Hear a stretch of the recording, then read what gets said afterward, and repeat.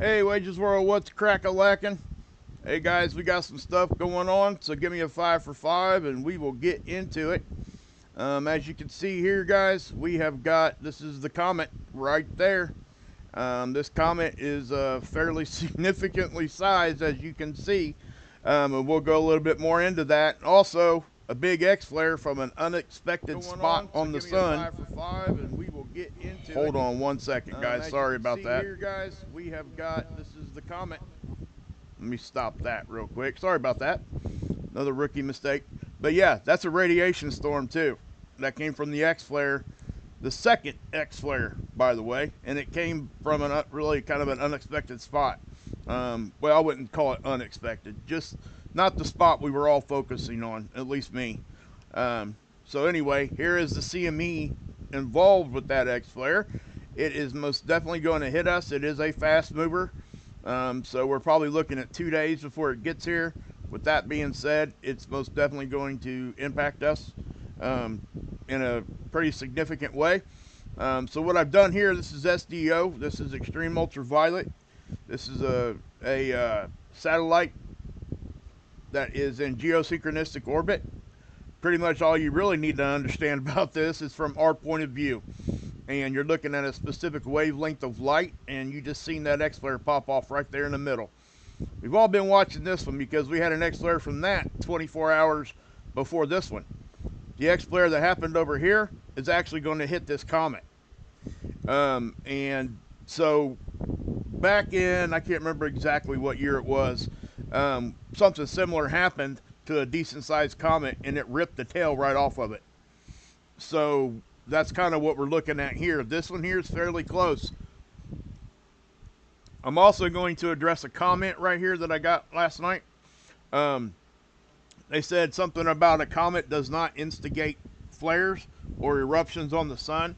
They most certainly can. I'm not saying that this one did. And if you looked at my thumbnail, that's why the question marks were there. You can't, when you're making a thumbnail, you cannot put every word that you want to put in there because most people look at these things on their phone, and this is something I had to learn. So you keep the title really, really short, and you make the font really, really big so people see it. That's the whole point of a thumbnail, is to try to get people to come in. And it's exactly what I did. It wasn't clickbait. It's exactly what it was. Is it going to rip the tail off this comet? Did it instigate that CME? Those are all questions we all had, and that's what was on the thumbnail, and I talked about it. So the person that left that comment probably didn't watch the video because I went into detail on what I thought was going on, and I never said that the comet caused that CME. I said it could have been part of the formula that instigated all of that. Typically, a comet isn't going to be the only reason for any kind of eruption on the sun. But this is something that, we see it quite often. When these comets come through, this one here is a bigger comet. We've been talking about this comet for a long time. And there has now been a daytime capture of said comet right here.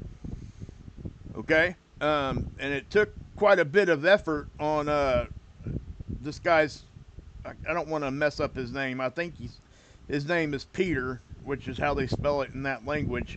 And I don't want to even try to pronounce that name, guys. So you guys can see it. I highlighted it right there. He did a great job catching this. And yes, look, hey, you can't hardly see it even there, right? But the fact that he even caught a comet in the daylight right next to the sun is stinking impressive. Okay? We don't even typically see our moon. Okay? Until we get in certain areas and the moon's kind of, sun's starting to set. We've all seen the moon right in the middle of the day. I mean, all of us have. But it has to have, you have to have those perfect kind of conditions.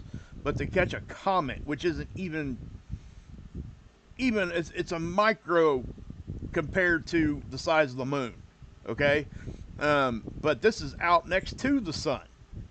So, yeah, this is impressive that this guy caught this. Now, we've been talking about this being a daytime visible comet with the naked eye, and I'm not so sure that that's going to happen because it's always been a possibility. And the reason why is we get a phenomenon called forward light scattering. And I went over this yesterday, and I'm not going to beat it to death today either. But let me go ahead and take you guys back here. And again, guys, go give Dr. Tony Phillips some love over here, please. This I don't know what I did there. Oh, I clicked on that ad. But please go give him some love. He does great work over here, guys. It's just amazing some of the stuff that he gets done here. It really is. It truly is. And also, guys, that reminded me when I seen that Aurora photography right there. We seen Aurora. We were getting reports of Aurora down in Arizona, down in low latitudes. Okay, it went past mid latitude, and once again, we only got to a G3. So why? The question comes, and I've said this a lot. We need to adjust what we expect during these storms. Almost every storm this year or this sun cycle, we have said, hey, we're going to get this kind of aurora. This is what we expect. And then we start seeing it way further south or way closer to the equator, depending if you're in the southern or northern hemisphere. So we need to start taking that into consideration when we're talking about this, because we are seeing aurora. Now, I also understand we all have phones in our pocket, right? So the communication is actually instantaneous, and you're able to rip your phone, pull your phone right up out your pocket and take a picture real quick at the ready. You know what I mean? So that's also affecting that we're able to see it easier now, and we're able to communicate it to the proper people to get it reported, so we know that we're getting that kind of a thing. We have to consider that too. So it's all one big package. Are we seeing more aurora during lower level storming? Or are we, doing whatever here? Or is it, or is everything playing a part? So, yeah. Now, so let me go back up here to this Comet. Let's see here. CM impacts. Where's this Comet at? Okay, Comet McNaught in 2007 was a broad daylight comet. That's what they're saying there. I want to get to the, because I had that's it right here, I think. Yep, this is it. You guys can go over here to JPL and do this yourself, okay? I showed you guys this yesterday, and, well, I guess it's been right about 24 hours from now. Guys, I couldn't do a live stream last night. I had some stuff going on, and also, guys, I'm just going to say this, and I'm going to say it one time. I don't want to continue to talk about it or anything like that, but I'm not going to go into any kind of detail, but I would like everybody to pray for my dad. He has some stuff going on right now. The guy that swallowed a bee about a week ago, and we prayed for him then, but we got some stuff that we have to handle, okay? So I don't want to dwell on it or anything like that. That's not why I'm here, and I'm not going to keep talking about it over and over and over. I use this as a way to escape reality myself sometimes, okay? So just keep my dad in your prayers, please. Yeah. And, obviously I'm saying this. It's not a good thing, so, but I don't want to dwell on it. And so I'll just say that, okay? But just keep him in my prayer, in your prayers, if you would. I really would appreciate that, and he would too.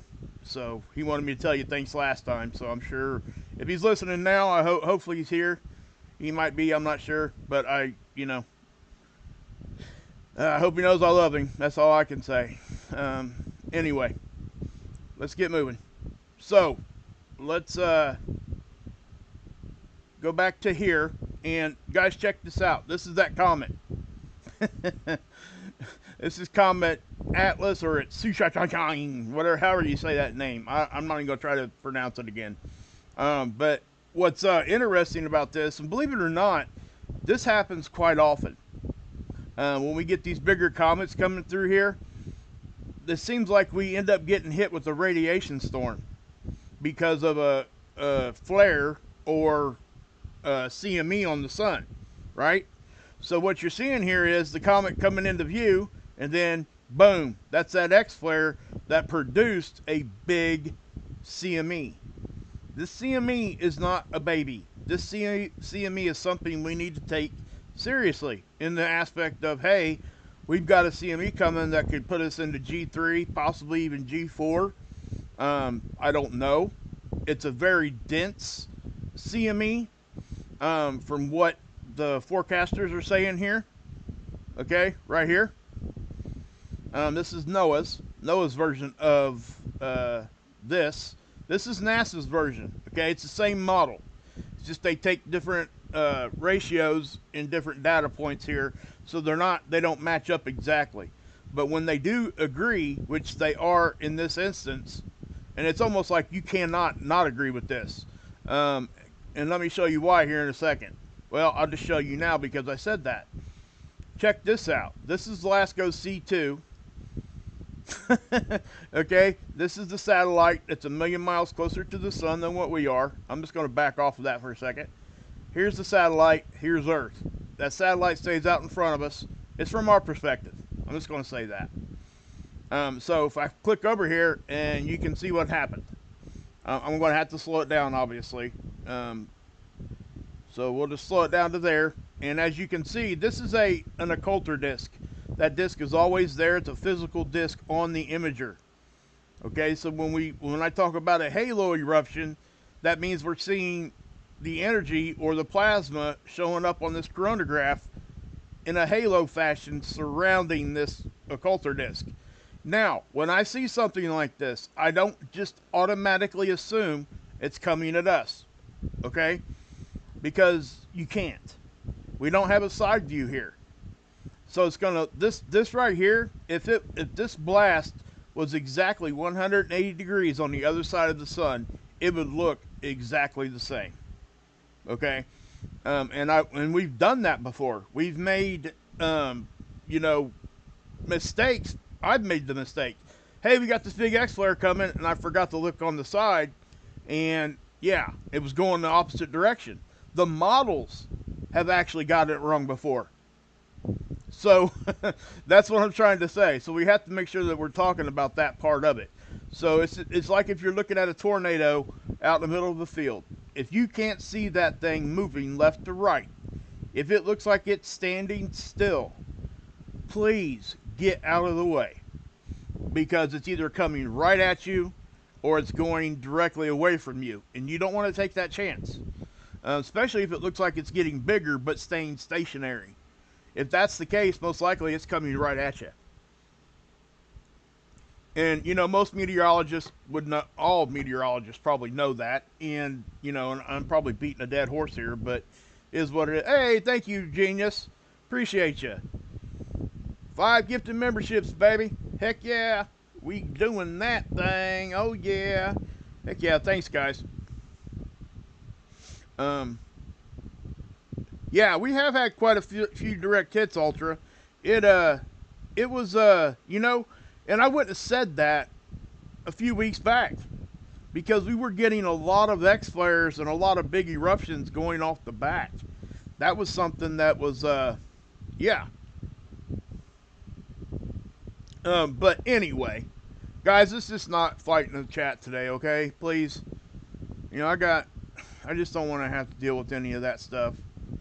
I just can't. Not today. All right. So let's do this. But anyway, you guys can see this big blast, right? And thank you, Genius. I really do appreciate the gift of memberships. Guys, I use the members only streams as a release. I really truly do, and I hope you guys do too. Because when we come there, we'll talk about space weather when we need to, but we go there and we laugh together and we have a good time watching Zoom Court or making emojis. That sloth emoji that you see, Genius, we made that emoji live during the members only stream with her giving me instructions on what she wanted, and I let her pick. Okay, so that's just the kind of stuff we do over there. So I would encourage you guys. What is going on? I think that's Gunslinger, isn't it? VJRDN. Not sure. Not sure what's going on there, but guys, please come on. Please. I just don't want to have to deal with this stuff. I really don't.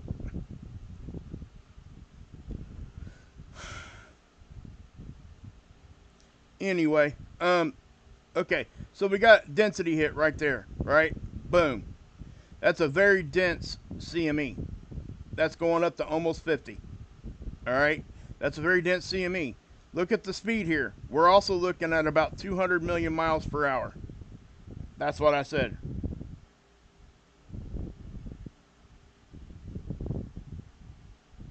Oh, okay. Yeah, guys. I mean, honestly, I'm not trying to make a big deal about the chat. I get it. I understand. Stuff happens down in there. Most of the time, 99% of the time down there, guys, it ends up being a misunderstanding.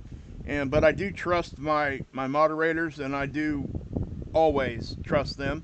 I'm not saying that they're beyond making a mistake. If they've made a mistake and you feel like they have, please email me and we'll fix it. Okay? All of my moderators are good-hearted people. They don't want to like just do whatever. Okay? That's just not how we work here. And you know, and that's and the simple, and sometimes it is a misunderstanding. It's sometimes it's hard to stay up with the chat. It truly is. When you're doing that, when you're trying to stay up with the chat, it you sometimes miss things in context because you'll miss one little chat or one little message or what have you, right? But yeah, so I'll just say that. Thank you, Aaron. Much appreciated. Much appreciated, brother. All right. Hey, what's up, Ron? Good to see you, bud.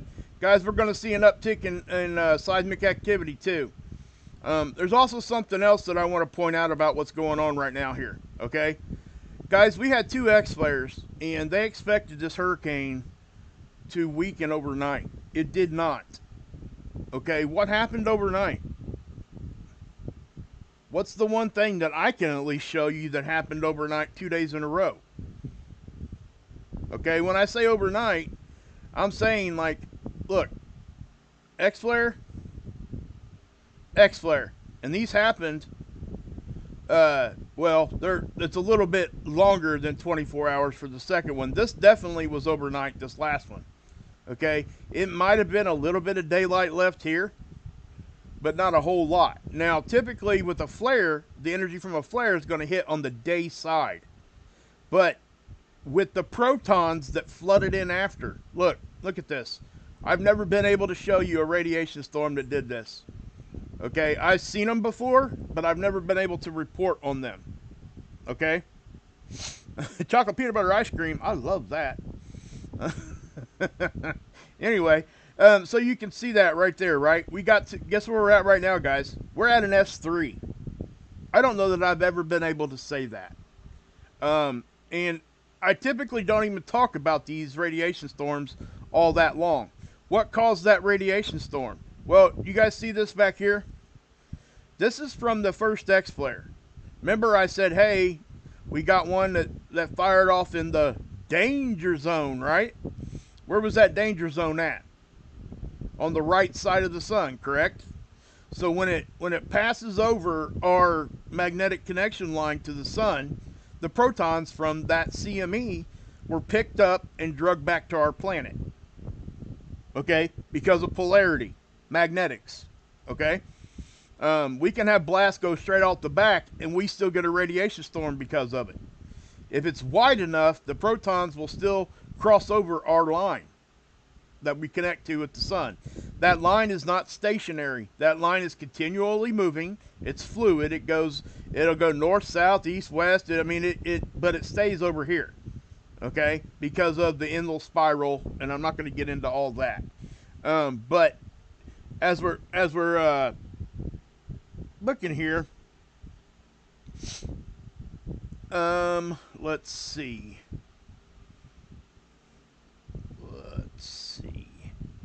Let me go here. Carol, thank you. Appreciate you. For real. For real, guys. For real. Thanks, Carol, for the super chat. Appreciate that. So appreciate it. All right. Hope you guys have calmed down there. All right, that's enough. Yeah, get that out of there. Can't have that stuff, guys. Yeah. Yep. Yeah. Please don't, guys. Seriously. I mean, you know, if it was a mistake or whatever's going on, I don't even know what's going on in there. And frankly, I really probably really just don't even care to know right this second. But that kind of stuff we can't have in there. All right, so I'm just gonna let it all handle out in there. You guys are adults. Hopefully you guys can handle that. Anyway, we got this X flare that popped off right there. That's the one that started the radiation storm. Okay, then we had a filament. Now check this out right here in the middle. I think this is that big huge sunspot that's been very stable until now. Look at that thing.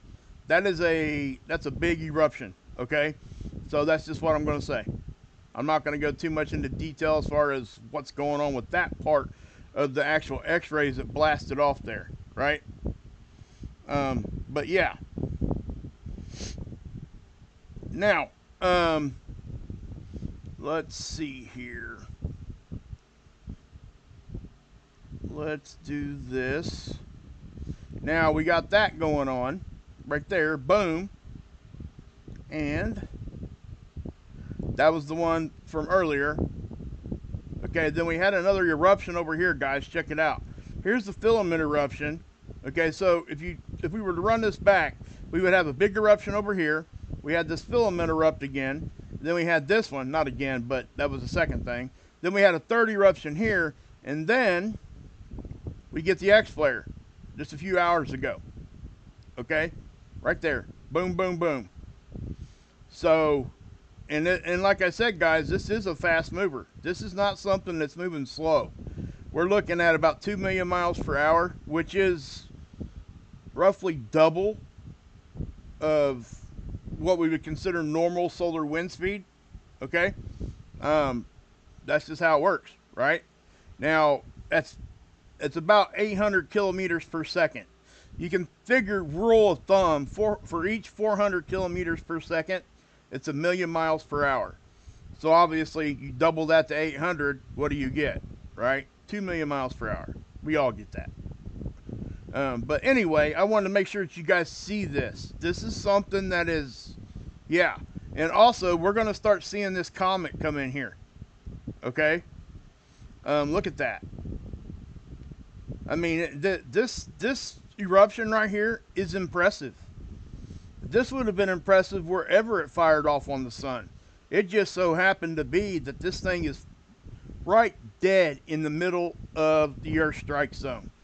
And anybody that's new here that could be watching, the Earth strike zone is here. It's like a rectangle right here in the middle of the sun. Okay? So, yeah. Now, I want to say this. That X-flare was right here with the CME with it, right? It wasn't over here in the quote-unquote danger zone, but yet it hit us with the biggest radiation storm we've had in years. Think about that for a second. So what that means is because of the width of it, it's still crossed over. The protons still crossed over our line. Not only that, it was still headed this way too. So any kind of protons that were just kind of hanging out there, we grabbed it. And that's why we're going up so quick in the radiation. Now, typically I would sit here and I would tell you, hey, this radiation storm we shouldn't really be concerned too much about. And let me tell you what I mean by that. Let me get to... Here's our space weather storm scales, okay?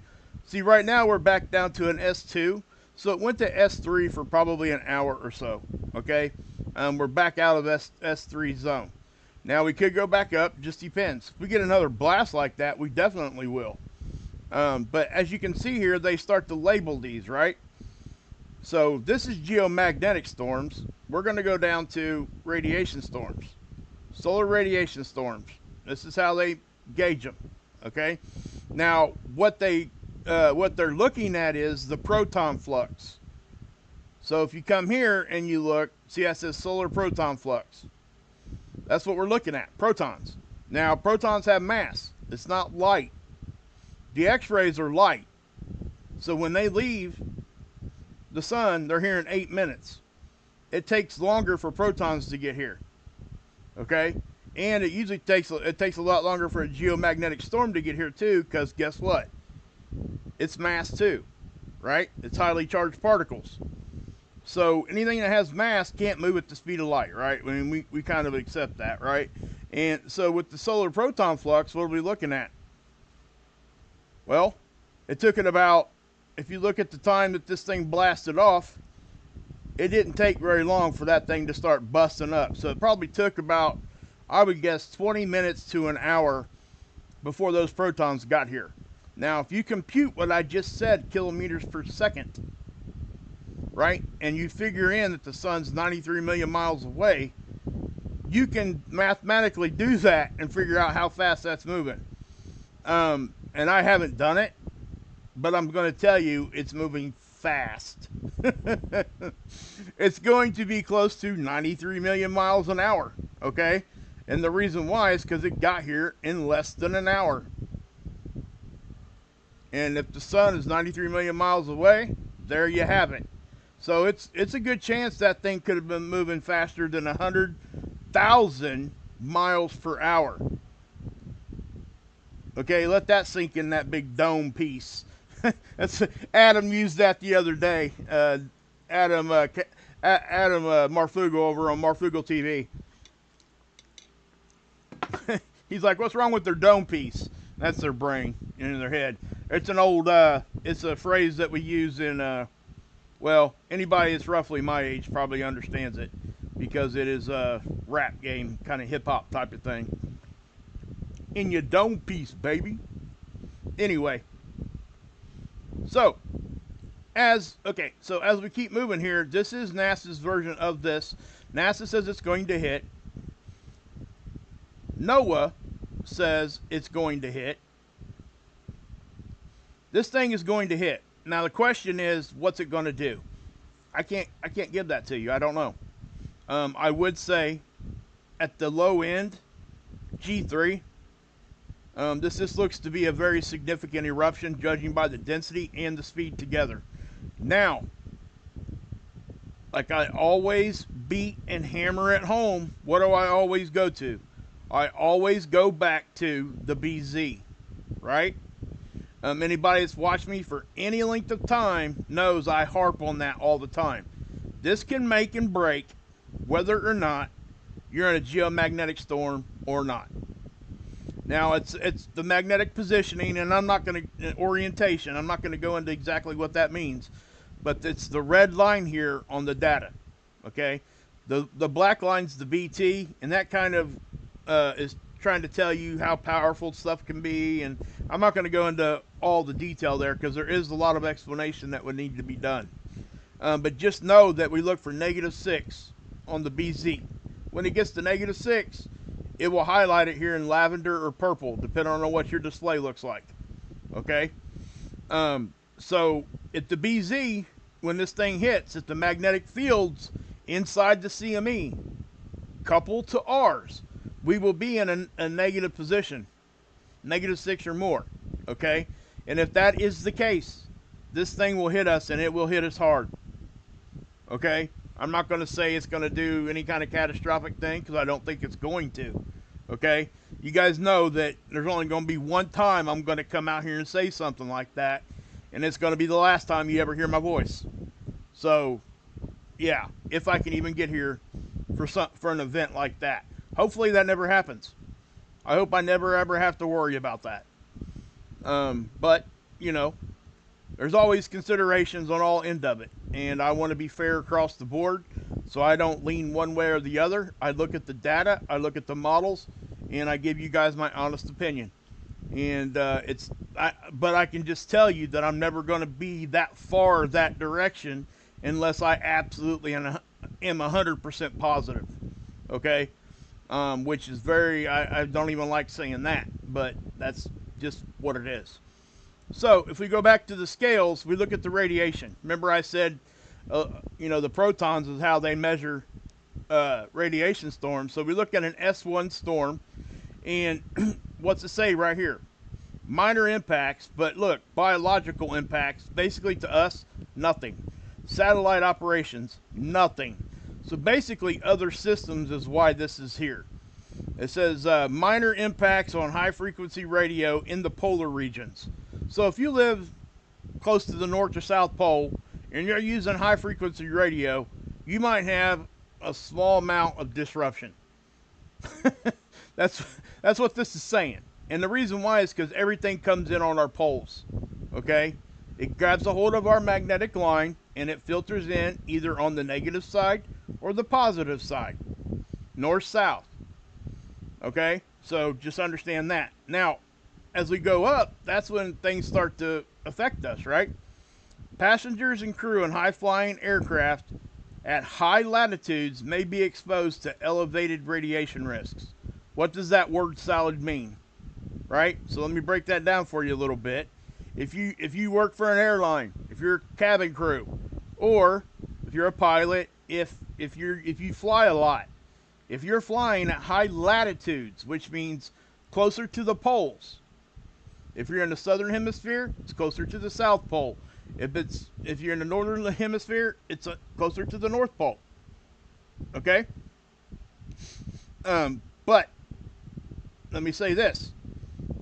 So that's what that's saying. You might be exposed to an elevated radiation risk. Now, for satellites, infrequent single event upsets possible. Okay? Basically, there's an off chance you might have something little happen. That's what that's saying. Okay? Now, other systems, small effects on high frequency propagation. That's for radio. That's basically for ham radios. Through the polar regions and navigation at polar cap locations possibly affected. So when you're talking about navigation, you're talking about trying to steer satellites and stuff like that. And maybe even like GPS. I don't know. Now, we got to a G3. Radiation hazard avoidance recommended for astronauts on EVA. Okay, what that means is stay inside the spaceship. Don't go spacewalking or nothing like that. And granted, that's affecting what? 8 or 10 people at any given time. Now, passengers and crew in high-flying aircraft at high latitudes may be exposed to a radiation risk. Okay, they're not talking about here, they're not saying like prolonged exposure at this point. They're saying that if you're flying at high latitudes, you may have a radiation risk for a short time. Okay? Seagull event upsets again. Noise in the imaging systems. What does that mean? You guys know what that means? Let me show you.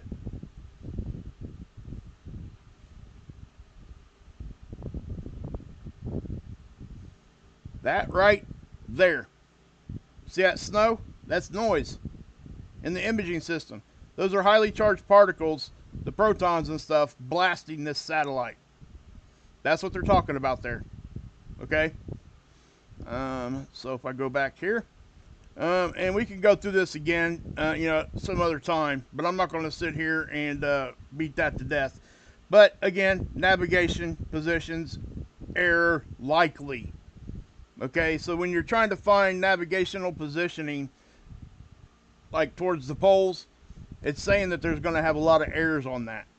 So that's that. That's for S3. Now, if you were to go to S4, things get much more elevated, and we're not going to sit here and harp on that. I don't want to make this about that because that's really not the big deal here. The big deal is the fact that this X flare happened. It's coming our way. We're going to get hit. And what's this going to do? Well, again, it's all going to boil down to, most likely, this BZ. Now, with this thing hitting us so directly, I will say this. I don't think that we're going to get away from this in the aspect of nothing happening at all. I do think at the very lowest level here, we're going to have some sort of geomagnetic storming, even if our BZ is in the positive. Okay, this is it's going to be a direct hit. It is pretty powerful. It is moving fast. I don't see us getting out of this one without at least some sort of a geomagnetic storm. Okay, and if I, like I said, my opinion is probably G3, maybe more. I don't know. I really don't. I mean, I can't say 100%, and nobody can really. The models give themselves plus or minus 8 hours of when it arrives. Okay, but this is HelioViewer. Guys, if you're wondering the size of the Earth compared to what we're looking at here, this is Earth scale right there. You can barely see it, right? It's not there. Let me tell you why. I was playing a joke on you. Because we're not looking at SDO, okay? There's 93 million miles between us and the sun here, so we can't tell how big this is. Because we don't know. Well, we could, because we know where this comet's at. But if I was to pick out like a star or anything like a meteorite flying through here or something like that, we wouldn't be able to tell you exactly what's going on and how big it is.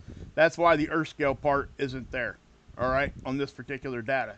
But what I will do is do this for you. Okay, this is SDO, and we are going to look at the HMI. Let's go ahead and zoom in. I do this for you guys about every show, right? This is that sunspot, guys, that I said was big, but it's been stable. Well, it decided it didn't want to be stable no more. So here's Earth. There you go. That's the sunspot. You can fit 3 Earths in the core of that. Now, if you were to like go up and down, you're talking 5 or 6. Same thing width-wise, okay? We can zoom in a little bit more here and get a little bit better of an idea. So yeah, see that? I mean, you can fit 2 Earths in there real easy. So anyway, if you were to compare that to these other ones over here, if I can get down to them, yeah, see, these are turning away now. So, you know, those are pretty much unless they fire a big one, could add to the radiation storm, because that would be in the danger zone over there. But anyway, look at these. Yeah, so there you have it. Now, let me do this. Okay. All right, guys. I need a second. I'll be right back, guys. Give me a second.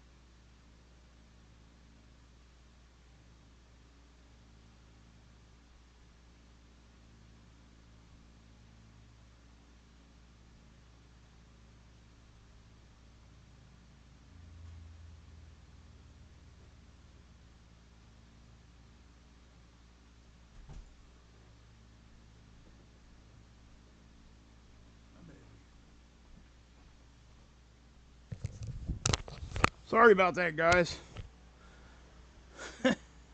Yeah. Wow. Y'all know that I'm transparent and I'm just 100% honest.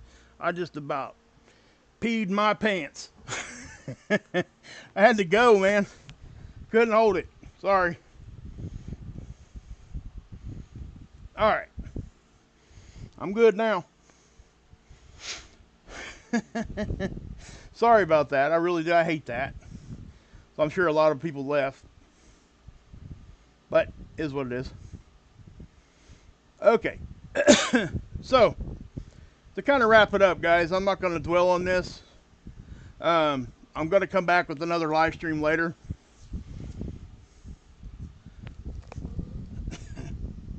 Man.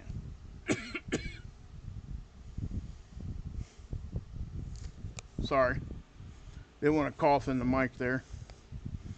All right. Here we go. Nope, not number 2. Hey, IG, good to see you. Too much Kool-Aid? Hey, good one, Carol. I love that. That's awesome. That was awesome. On point. Hey, Bill.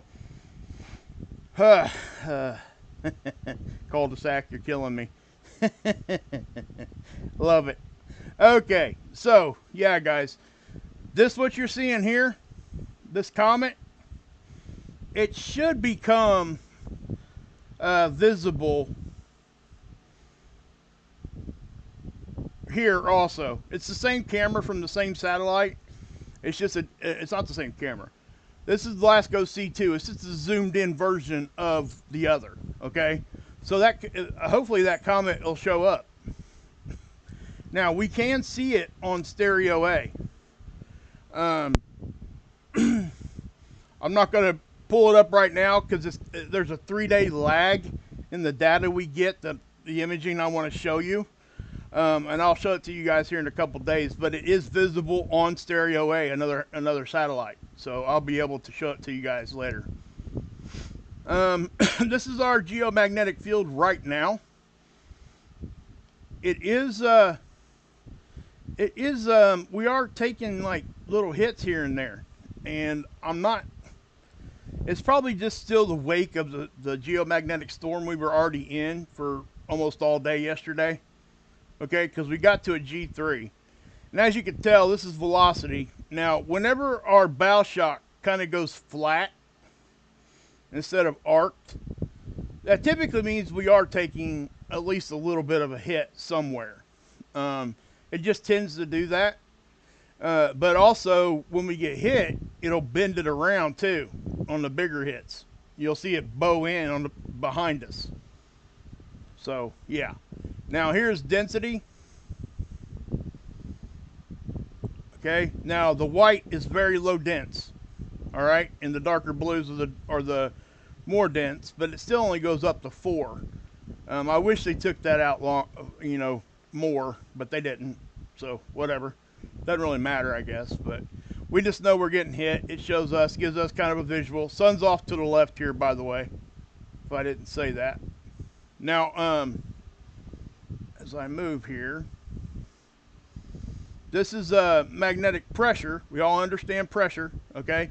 So when these things hit, all the magnetic field lines in front of us, they start to get compressed. It compresses them up against our planet magnetically, okay? The magnetics.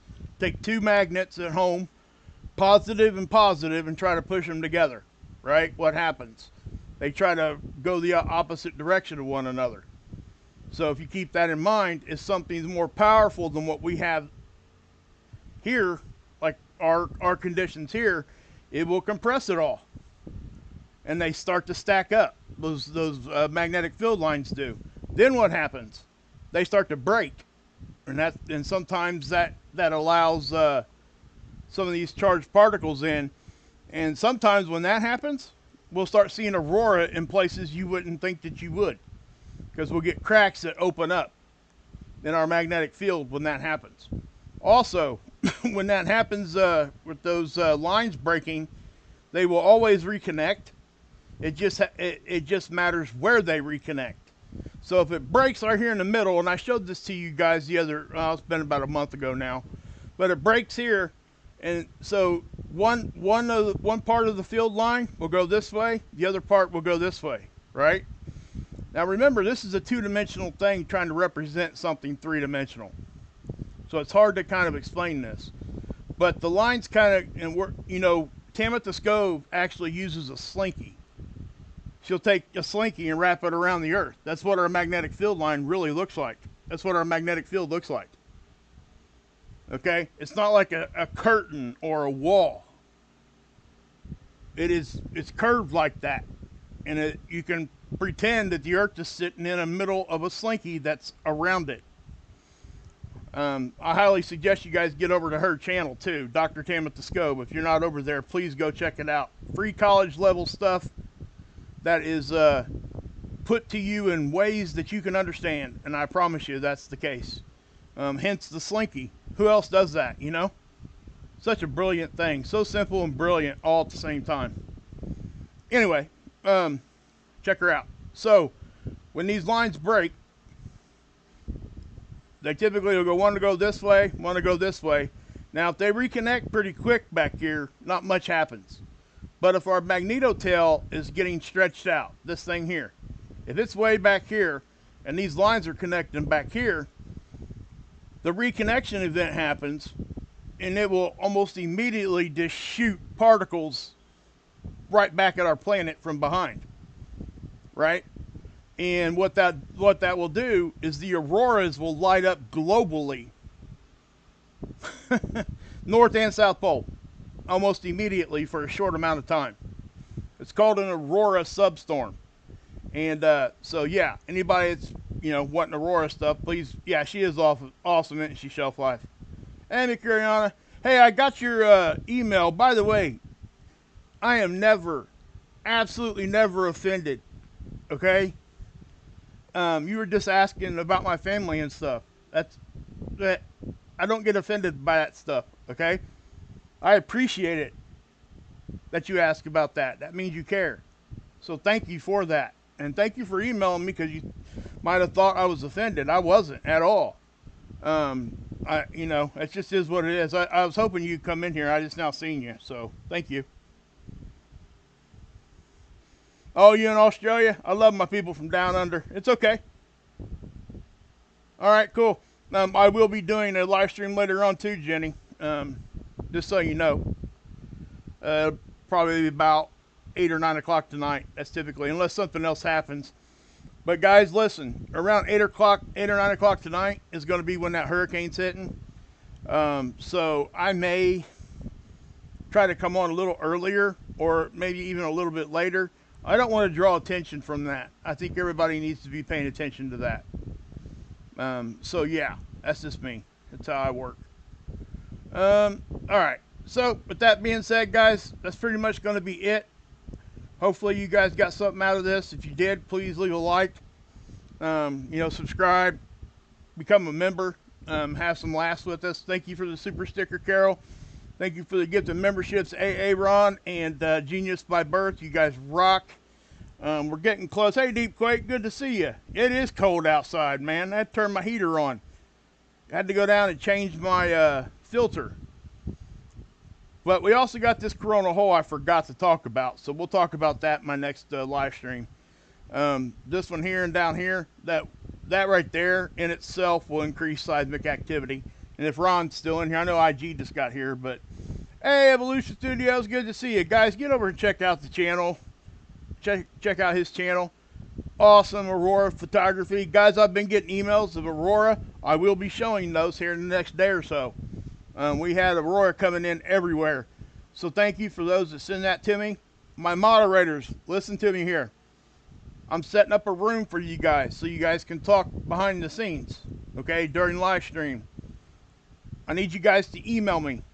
When you email me, tell me your screen name, because I don't know who you are just by off of your email name. I need to know your YouTube account name. So please do that if you would. That way I can let you guys in that Telegram room, send you an invite or whatever, and we'll get that going, because I think you guys will, it'll make things better for you. We do that over on Marfugal, and it works really, really well. So like we had some issues going on in there today. It might have been something that could have been talked about behind the scenes, because I don't know exactly what happened in there. I wasn't paying attention. That's why I have moderators. You know what I mean? So, and I do trust my moderators, but things can be handled in there sometimes. And, if you got a question on whether or not somebody said this or said that, or what should I do about this or that, those questions can be asked to each other. So that's just what I'll say. But send me an email and tell me your screen name, and then I will send you back a link to a Telegram room, and then everybody can be in there when they come. So, all right, guys. God bless. Yahusha saves. And as always, you can drink this Kool-Aid.